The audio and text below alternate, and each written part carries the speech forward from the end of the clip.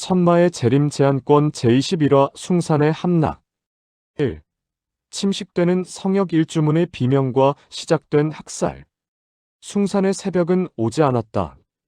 아니, 그것은 태양에 의한 새벽이 아니라 피와 마귀가 뒤섞인 붉은 여명이었다. 1000년 동안 그 누구의 침범도 허락하지 않았던 소림사의 상징, 일주문이 기괴한 마찰음을 내며 진동하기 시작했다. 산 아래에서부터 차오른 검은 안개는 이미 소림의 앞들을 가득 메웠고 그 안개 속에서는 인간의 것이라 믿기 힘든 짐승 같은 안광들이 번뜩이고 있었다. 보라, 저 가련한 일주문을, 부처의 영역과 속세를 가르던 저 나무 기둥이 나의 군단이 내뿜는 살기 앞에서 얼마나 허망하게 비명을 지르고 있는가. 저 문이 무너지는 순간 정파가 지난 수세기 동안 쌓아올린 모든 질서와 도덕은 이 땅에서 영원히 소멸할 것이다. 해능, 네가 장경각 안에서 마지막 기도를 올리고 있다는 것을 안다. 하지만 내 기도가 닿기도 전에 나의 검은 너희의 불상을 먼저 조각낼 것이다. 그때 안개를 가르고 거대한 형체가 나타났다. 천마 군단의 선봉장 맹호철이었다. 그의 어깨에 얹힌 파천황철퇴는 이미 검은 마귀를 머금고 웅웅거리며 대기를 공명시키고 있었다. 맹호철은 아무런 선언도 경고도 하지 않았다. 그것은 강자에 대한 예우가 아니라 벌레를 밟기 전에 무관심이었다. 강철의 폭풍 18라한진의 허망한 붕괴. 막아라. 여기서 밀리면 소림은 끝이다. 소림사의 수호승들, 자색가사를 입은 18라한들이 필사적으로 앞을 가로막았다. 그들은 소림 무공의 정수라 불리는 금강권을 전개하며 황금빛 내경을 뿜어냈으나 맹호철의 눈에는 그것이 꺼져가는 촛불의 마지막 발악처럼 보일 뿐이었다. 맹호철이 철퇴를 내리찍자 대지는 폭발하듯 솟구쳤다. 쾅! 단 한 번의 충격이었다. 성역이라 불리던 일주문의 추춧돌이 가루가 되어 흩날렸고 소림의 최정예라 자부하던 수호승들은 비명조차 지르지 못한 채 사방으로 튕겨나갔다. 그들이 평생 연마해온 금강불교의 신체는 맹호철의 무자비한 강철 아래에서 낙엽처럼 으스러졌다. 나약하구나. 고작 저런 둔탁한 힘에 무너질 성역이었다면 어째서 그토록 오랫동안 강호의 중심이라 자부했는가. 맹호철의 철퇴는 나의 의지를 형상화한 것이다. 부서지는 것은 기둥이 아니라 너희가 믿어온 허상이다. 이제 소림의 앞들은 불법을 논하는 장소가 아니라 패배자의 피로 그려진 마왕의 화폭이 될 것이다. 3. 공포의 확산산을 뒤덮은 흑마기갑대의 진격. 일주문이 무너지자 그 뒤를 기다리던 천마 군단의 핵심 전력 흑마기갑대가 물밀듯이 밀려 들어왔다. 그들은 이미 인간성을 상실한 채 오직 사륙과 복종만을 위해 개조된 전사들이었다. 그들이 휘두르는 검에는 내가 직접 주입한 천마성 천공의 파괴적인 마귀가 서려 있었다. 소림의 어린 동자승들은 공포에 질려 법당 안으로 숨어들었고 늙은 승려들은 지팡이를 휘두르며 저항했으나 돌아오는 것은 서늘한 칼날뿐이었다. 숭산의 수목들은 군단이 내뿜는 살기에 검게 타들어갔고 평온하던 연못은 순식간에 붉은 핏물로 가득 찼다. 맹호철은 거대한 발걸음으로 대웅보전을 향해 직진했다. 그의 발자국이 닿는 곳마다 소림의 천년 석판들이 박살났다. 그는 자신의 앞에 서는 모든 것을 파괴했다. 그것이 사람이든 비석이든 혹은 정파의 자존심이든 상관없었다. 마왕님을 위하여 숭산의 모든 숨소리를 지워라. 군단의 함성이 숭산을 뒤흔들었다. 이제 소림사는 더 이상 사찰이 아니었다. 그것은 마왕의 군대가 유린하는 거대한 도살장이자 정파 무림의 장례식이 거행되는 거대한 관이었다. 나는 나의 옥좌에서 이 모든 파멸의 선율을 감상하며 서서히 일어났다. 이제 내가 직접 저 부처의 미소를 지워버릴 시간이 다가오고 있었다. 4. 대웅보전의 정적 죽음보다 깊은 최후의 방어선. 일주문이 파괴되고 외원이 천마군단의 불길에 휩싸이는 동안 소림사의 심장부인 대웅보전웅은 역설적이게도 기괴한 정적에 잠겨 있었다. 거대한 문틈 사이로 타오르는 불길의 그림자가 일렁였고 밖에서 들려오는 제자들의 비명은 대전의 두꺼운 벽에 부딪혀 기분 나쁜 웅웅거림으로 변했다. 대전 중앙 수백 개의 촛불이 일제히 흔들리고 있었다. 그 끝에는 해능대사와 무당의 청운자, 그리고 살아남은 몇몇 장로들이 마지막 기운을 모아 천강방어진을 펼치고 있었다. 그들이 뿜어내는 정순한 내공이 융합되어 황금빛 보호막을 형성하고 있었지만 그것은 마치 거대한 해일 앞에 세워진 모래성처럼 위태롭기 그지없었다. 해능, 그리고 청운자. 너희의 마지막 발버둥이 가상하구나. 너희가 앉아있는 그 자리가 바로 너희가 평생 공을 들여 닦아온 업보의 종착지다. 너희는 저 거대한 황금 불상이 너희를 지켜줄 것이라 믿는가? 저 차르게 금칠을 한 인형이 나의 진노를 막아줄 것이라 생각하는가? 너희의 믿음이 얼마나 허망한지, 그 믿음이 무너질 때 인간의 영혼이 얼마나 비참하게 바스러지는지 내가 직접 보여주겠다. 나의 발걸음이 대웅보전의 계단에 닿았다. 내가 한 걸음을 내디딜 때마다 대전 내부를 지탱하던 거대한 기둥들이 비명을 지르며 갈라졌다. 해능대사가 필사적으로 유지하던 방어막에 시커먼 균열이 가기 시작했다. 오! 우상의 파괴마왕의 손길에 조각난 천년의 미소. 나는 거대한 대웅보전의 문을 열지 않았다. 그저 그 앞에 서서 나의 의지를 가볍게 투사했을 뿐이다. 콰르르릉. 수십 대의 마차가 동시에 부서지는 듯한 소리와 함께 대전의 육중한 문이 가루가 되어 흩어졌다. 자욱한 먼지 속에서 나의 실루엣이 드러나자 방어진을 펼치던 장로들 몇몇이 입으로 선혈을 내뿜으며 뒤로 나자빠졌다. 나는 천천히, 아주 천천히 대전 중앙으로 걸어 들어갔다. 나의 시선이 닿은 곳은 해능이 아니라 그 뒤에서 자비로운 미소를 짓고 있는 거대한 황금 불상이었다. 나는 비웃음을 흘리며 손을 뻗었다. 해능아, 네가 평생을 바쳐 절해온 존재가 겨우 이것이냐? 이것이 너희의 신이고 너희의 구원인가?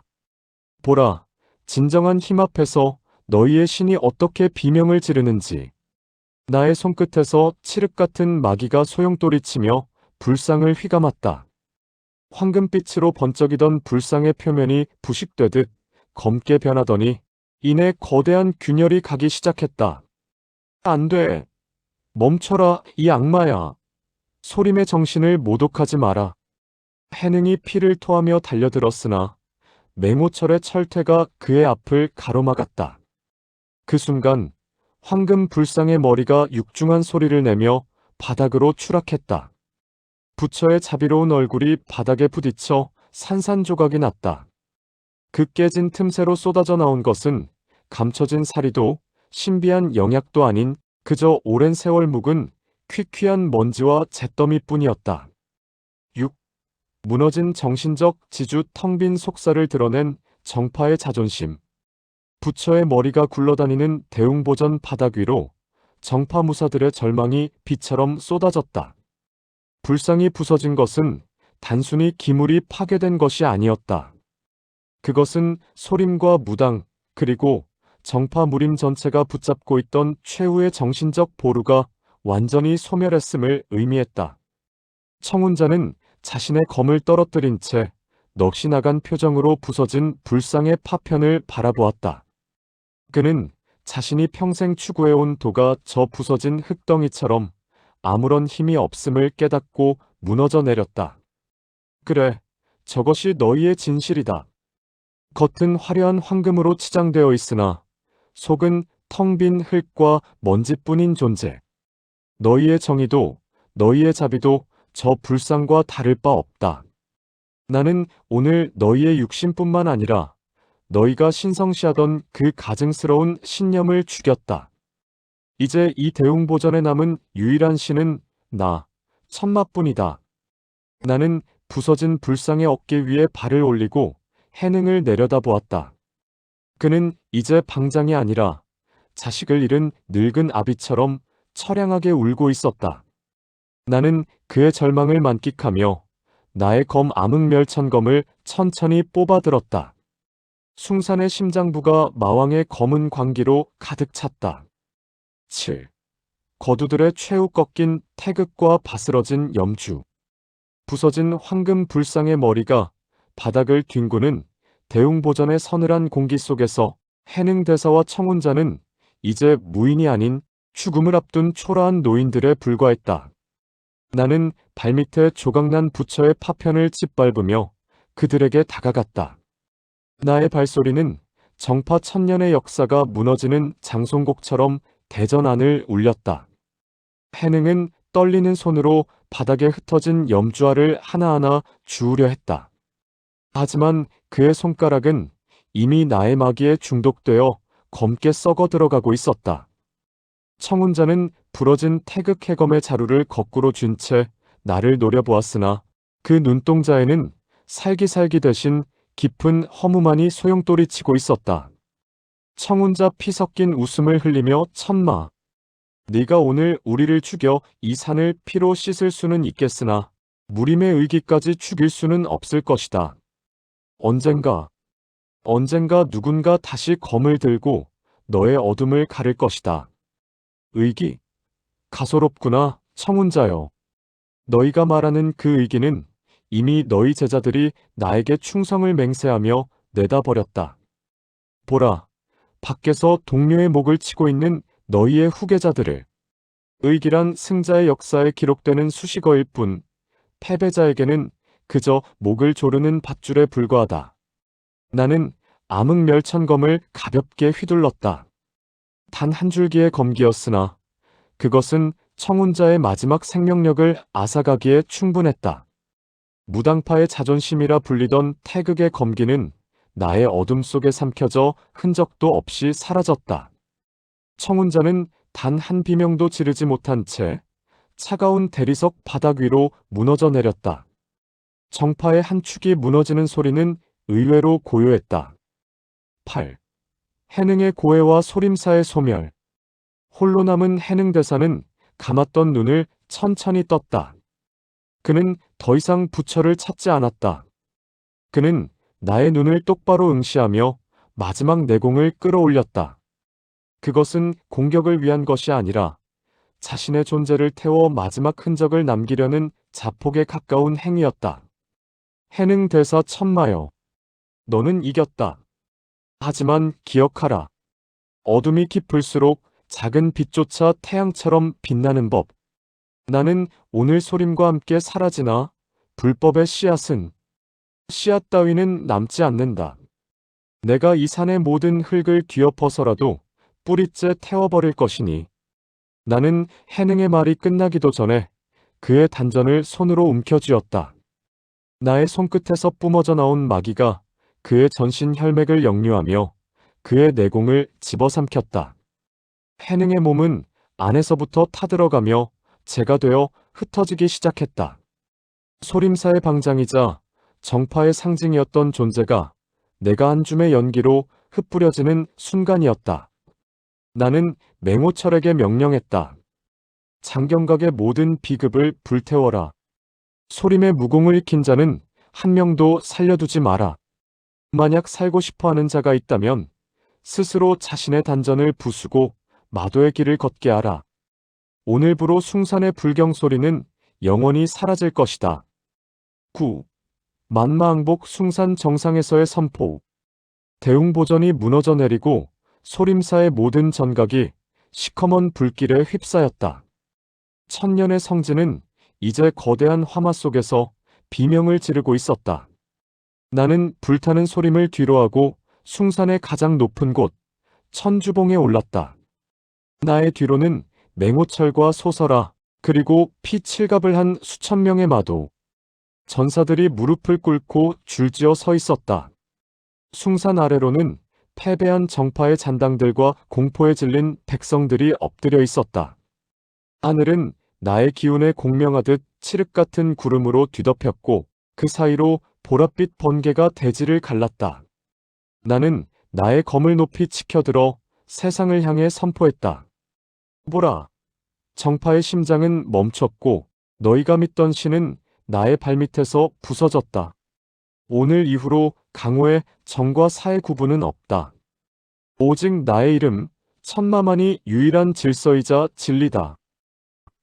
나를 따르는 자는 영생의 힘을 얻을 것이요. 나를 거역하는 자는 저 소림의 잿더미보다 더 비참한 종말을 맞이할 것이다. 천마강림, 만마항복, 수만 명의 목소리가 숭산을 뒤흔들며 천하로 뻗어나갔다. 그 진동은 중원 대륙의 끝까지 전달되어 마왕의 시대가 도래했음을 공식적으로 알렸다. 나는 불타오르는 숭산을 굽어보며 차가운 미소를 지었다. 이제 강호는 나의 거대한 정원이 되었고 나는 그 정원의 유일한 주인이 되었다. 배신자명이 심어놓았던 모든 흔적이 지워졌다. 이제 남은 것은 나의 의지로 재창조될 새로운 세상뿐이었다. 숭산의 함락은 시작에 불과했다. 이제 나의 검은 황궁을 넘어 천하의 끝까지 닿을 것이다.